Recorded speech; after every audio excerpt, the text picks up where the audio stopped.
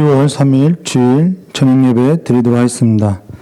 오늘은 요한계시록 2장 1절과 7절 말씀으로 에베소 교회라는 제목으로 함께 보도록 우리 우선 성경 말씀 요한계시록 2장 1절과 7절 말씀 봉독하도록 하겠습니다. 에베소 교회 사자에게 편지하라. 오른손에 있는 7뼈를 붙잡고 7 금촛대 사이를 거니시는 이가 이르시되 내가 내 행위와 수고와 내 인내를 알고 또 악한 자들을 용납하지 아니한 것과 자칭 사도라 하되 아닌 자들을 시험하여 그의 거짓된 것을 내가 드러낸 것과 또 내가 참고 내 이름을 위하여 견디고 게으르지 아니한 것을 아노라. 그러나 너를 책망할 것이 있나니 너의 처음 사랑을 버렸느니라. 그러므로 어디서 떨어졌는지를 생각하고 회개하여 처음 행위를 가지라. 만일 그리하지 아니하고 회개하지 아니하면 내가 내게서 가서 내 촛대를 그 자리에서 옮기리라. 오직 내게 이것이 있으니 내가 니골라 당의 행위를 미워하는도다. 나도 이것을 미워하느니라.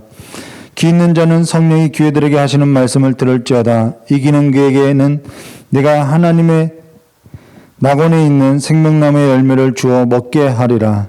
아멘. 오늘 요한계시록 2장 1절과 7절로 에베소 교회에 관해서 함께 보도했습니다. 7 교회에 있어서는 워낙 설교가 많아서 여러분들이 모르는 내용이 아니죠. 그리고 유튜브에 보면은 지남 쌤 성경 공부라는 것이 있는데요. 여러분 매일 하루에 10분씩만이라도 이 진한쌤 성경 공부에 있어서 한번 찾아서 보시면은 여러분의 신앙에 있어서 많은 유익이 될 것 같아요.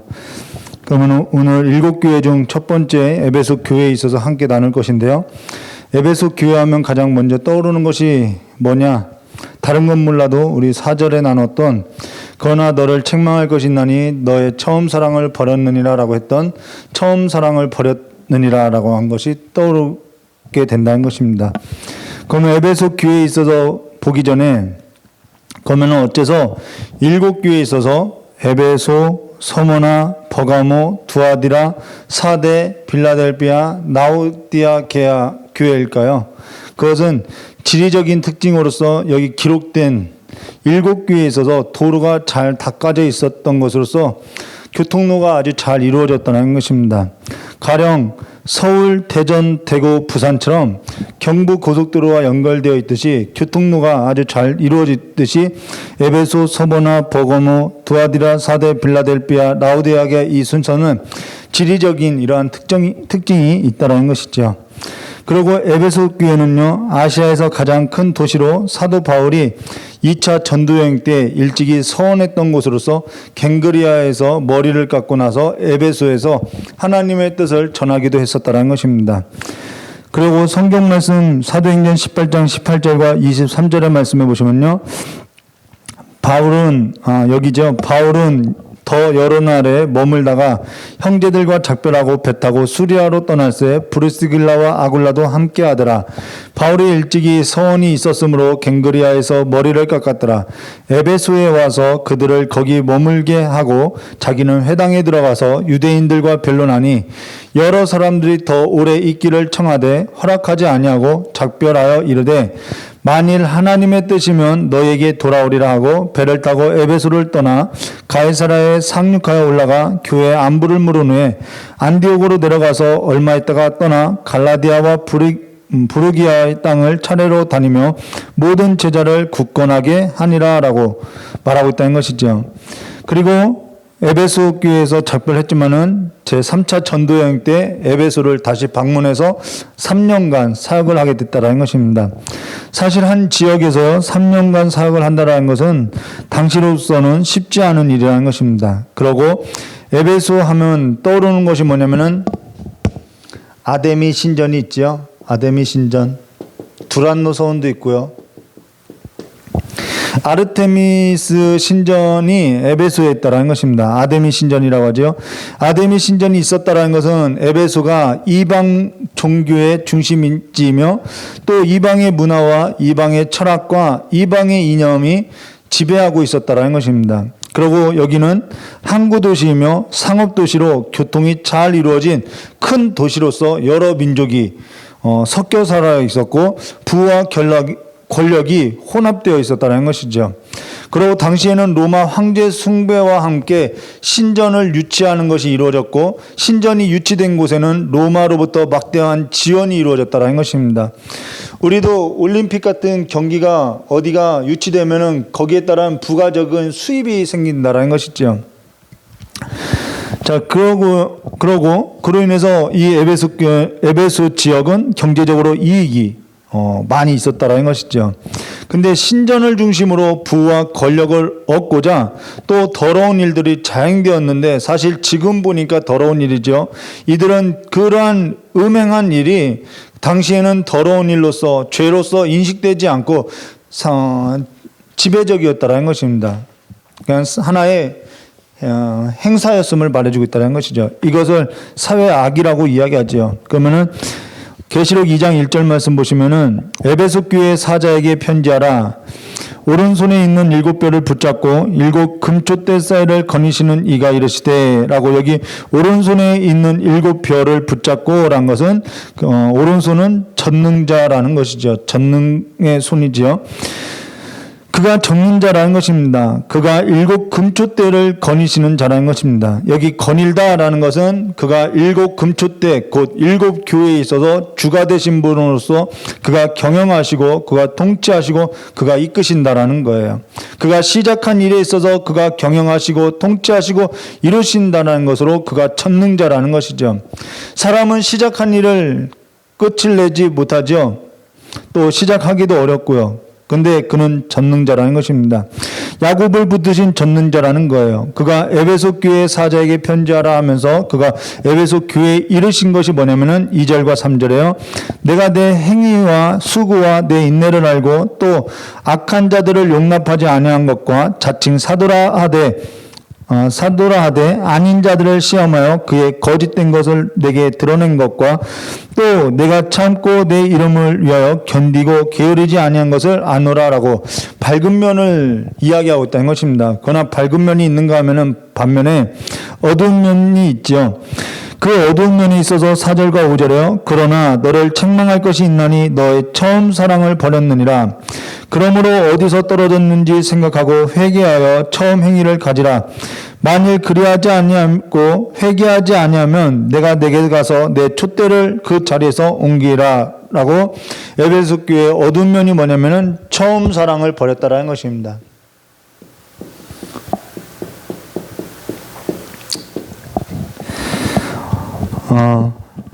그러면은 밝은 면이 뭐냐? 내 행위와 수고와 내 인내를 알고라는 것으로서 사실 여기서는 내 행위들을 안다라는 것입니다.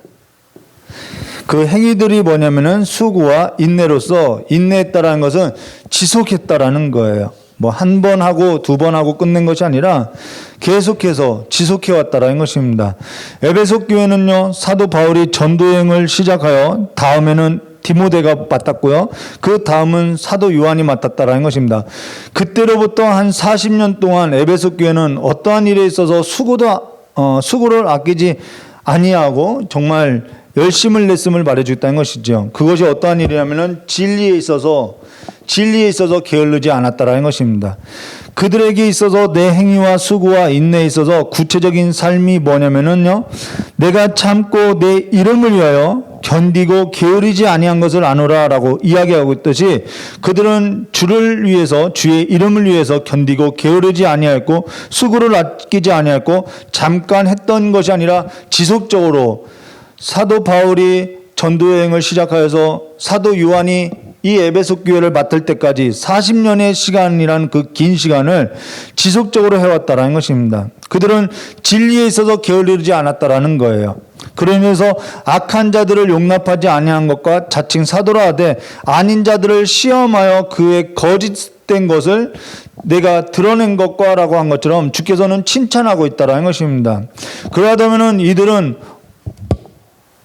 이들은요, 옳고 그름에 있어서 판단하는 진리의 말씀이 있었고요. 진리의 말씀을 알아가는 데 있어서 게으르지 않았고요. 오랜 시간 수고했고요. 그로 인해서 이들은 분별을 했고요. 또한 바른 교리가 있고 바른 교리에 있어서 게을르지 않았고 그 바른 교리에 따른 뭐가 있었냐면 바른 행위가 있었다라는 것입니다. 그 일을 게으르지 않고 계속해서 수고하며 있었다라는 거예요. 칭찬받을 만하지요. 그리고 여기 악한 자들을 용납하지 아니한 것과 라고 할 때 이 악한 자라는 것은 누구를 말하냐면요. 6절에 이렇게 말씀하죠. 오직 내게 이것이 있으니 내가 니골라당의 행위를 미워하는도다. 나도 이것을 미워하는도다. 에베소 교회는 이 니골라당의 행위를 미워했다라고 이야기하고 있어요. 근데 예수님께서도 이것을 미워한다라고 이야기하고 있다는 것이죠.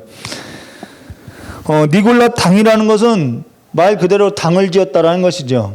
어떠한 형태이든 당을 지었음을 말해줬다는 것입니다. 근데 이 니골라에 있어서 우리가 한 번쯤 들어보았죠. 사도행전 6장 1절과 6절 말씀해 보시면 니골라가 나온다라는 것입니다. 사도행전 6장 1절과 6절 말씀 제가 봉독해 드리면요. 그때 제자가 더 많아졌는데 헬라파 유대인들이 자기의 과부들이 매일 구제에 빠짐으로 히브리파 사람들을 원망하니 12사도가 모든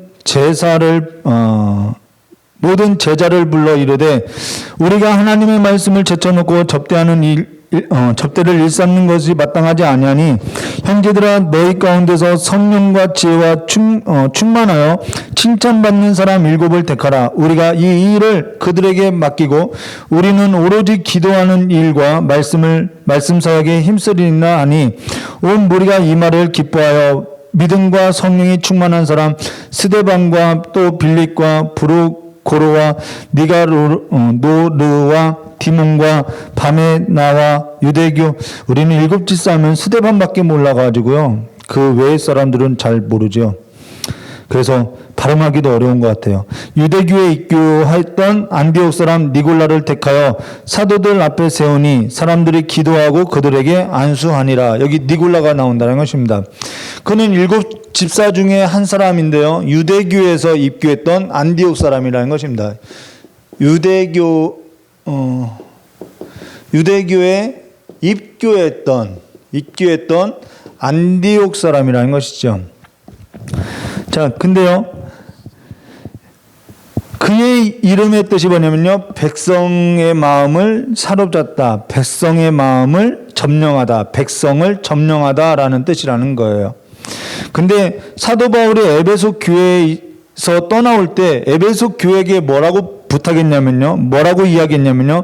사도행전 20장 29절과 32절에요. 내가 떠난 후에 사나운 이리가 여러분에게 들어와서 그 양떼를 아끼지 아니하며 또한 여러분 중에서도 제자들을 끌어 자기를 따르게 하려고 여기 니골라예요. 사람들의 마음을 빼앗고요. 사람들을 점령하는 데 있죠. 또한 어그러진 말을 하는 사람들이 일어날 줄을 내가 아노라. 그러므로 여러분이 일 깨워 내가 3년이나 밤낮 쉬지 않고 눈물로 각 사람을 훈계하던 것을 기억하라.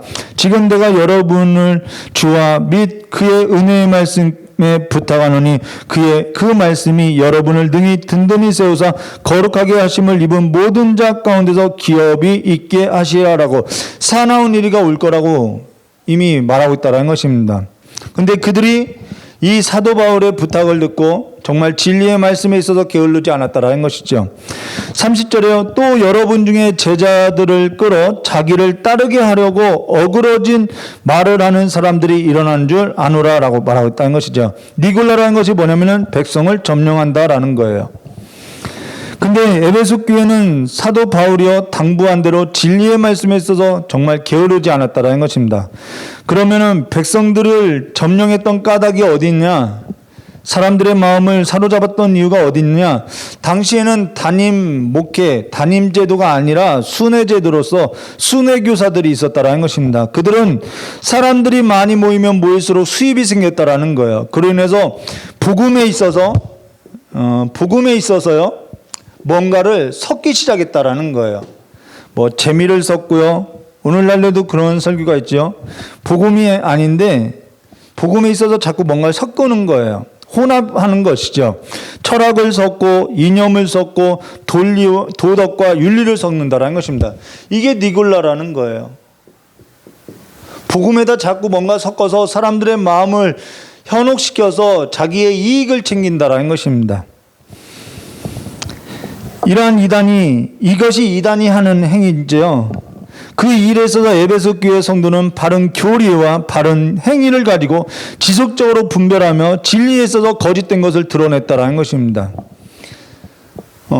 이 니골라는요, 이 복음에 있어서 복음 말고도 뭐 할례를 행해야 한다, 이러한 다른 복음을 섞어 왔다라는 것입니다. 또는 뭐 니골라는요,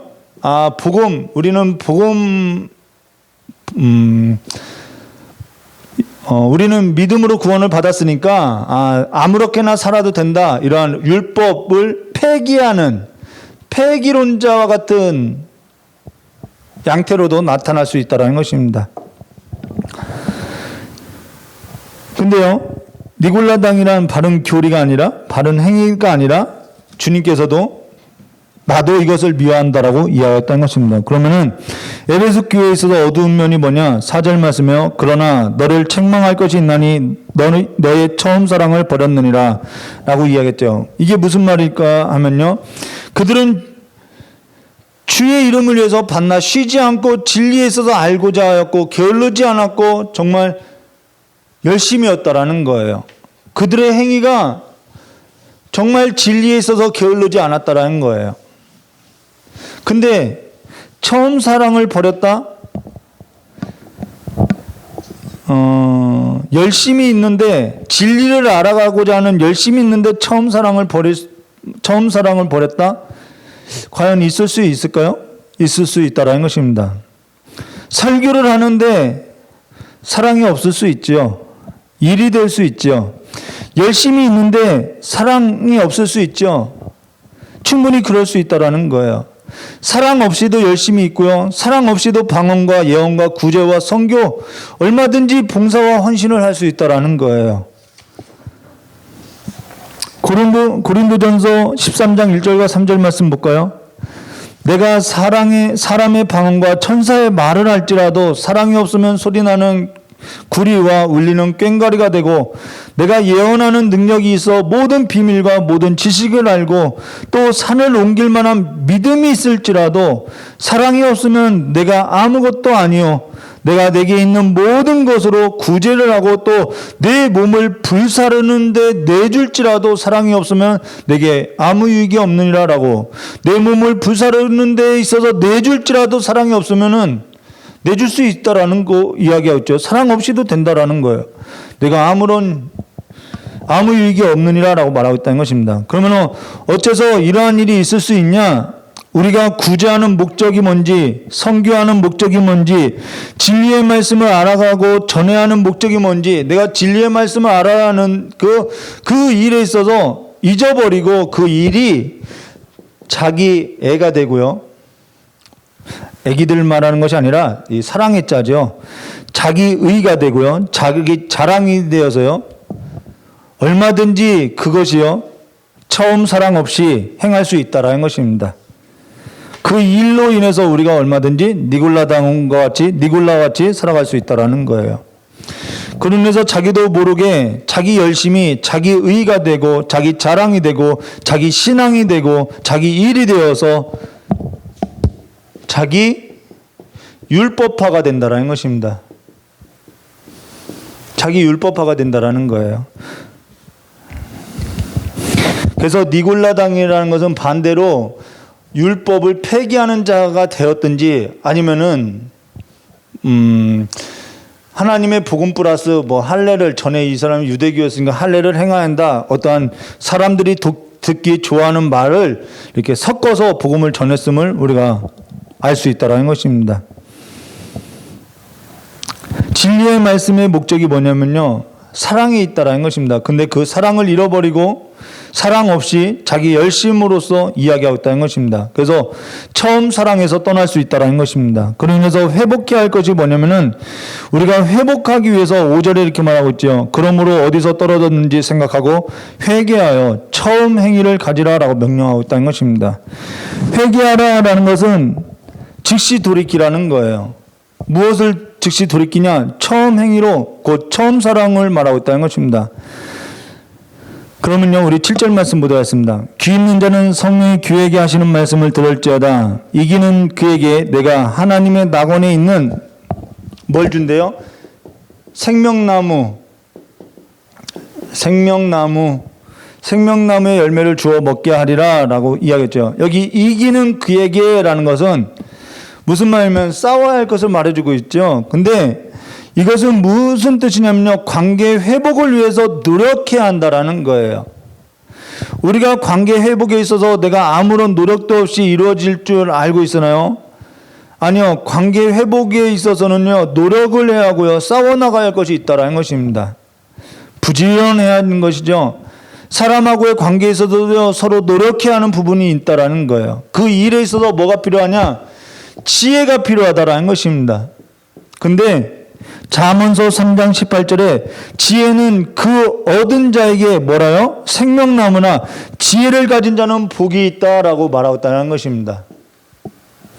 이들은 지금 진리를 아는데 지금 그 진리를 아는 것으로서 실행하는 데 있어서 뭐가 부족하냐면 지혜가 부족하다라는 거예요.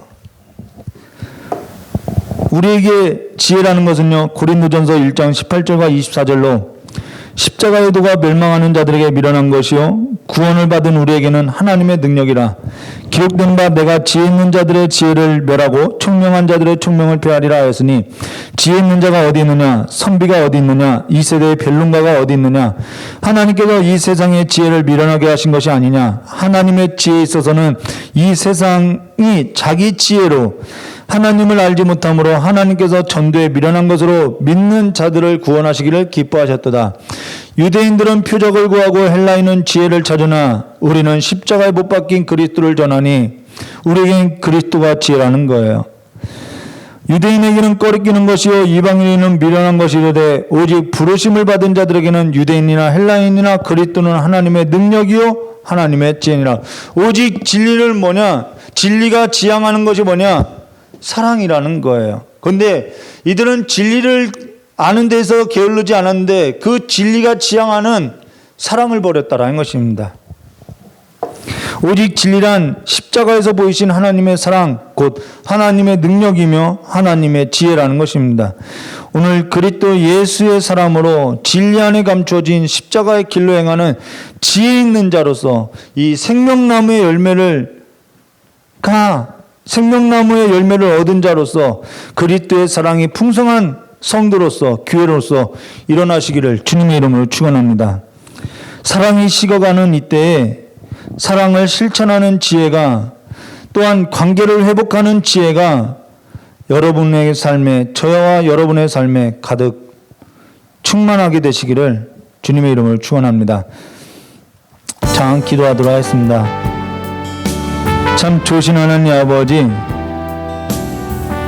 우리에게 지혜가 부족하니 우리에게 하나님의 사랑과 이웃을 사랑하는 그 삶으로서 실천할 수 있는 지혜를 허락하여 주셔서 깨어졌던 관계를 다시 한번 십자가의 사랑으로서 회복시켜 주시었고, 그 회복하는 삶에 있어서 우리의 삶이 드려지고 또한 그 일에 있어서 수고를 아끼지 아니하는 삶으로서 이제는 나라가 회복되고 사회가 회복되고 가정이 회복되고 교회가 회복되고 형제와 자매의 관계가 회복되고 하나님과의 그 관계가 회복된 그 관계 안에서 이제는 모든 것이 회복되는 은혜가 교회 가운데 교회로부터 시작되고 교회로부터 넘쳐나게 해주셨고, 다시 한번 먼저 손 내미는